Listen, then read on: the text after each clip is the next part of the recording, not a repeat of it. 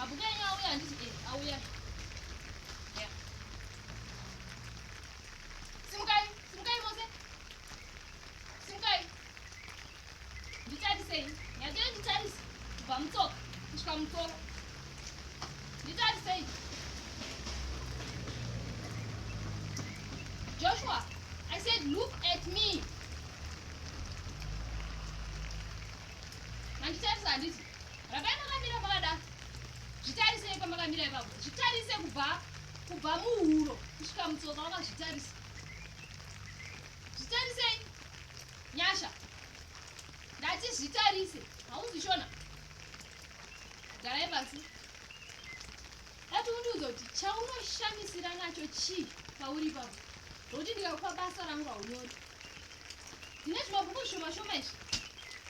Zvibhuku zvishoma-shoma izvi. Vamwe venyu vatondijairira mabhuku acho haana kana kutombokavhiwa. Dati undiudza unozvida nei? Basa rokuti zvima-student teachers wakazvitarisa kuzvitarisa kwawaita nokunditarisa kwawaita. Wauna tichienderana. Tofambirana naye. Takatofanana kana wakazvitarisa izvezvi. Unomuziva mukuru weuniversity kuti wakaita sei? Pamabhuku avo aya pane ranozwa kuti haana kundipa bhuku rake. Pane unozwa kuti haana kuisa bhuku rake panapa. Wakanyora rikabiwa. Uritofunga kuti urikuudza mwana wegrade 1 izvezvi. Nyara. Ndiudza zvinhu zvisina kana nebasa rese. Kupedzera vese vanozwa kuti havana kunyora. Mirai side rekoko. Then panapa. Anozwa kuti akandipa bhuku risina kukavhiwa sebenzi rine bhuku ripano pamusoro iri. Ndiani? Farai. Vese vanozwa kuti mabhuku avo haana kukavhiwa. Mirai uko. Vanozwa kuti havana kundipa basa. Mirai uko.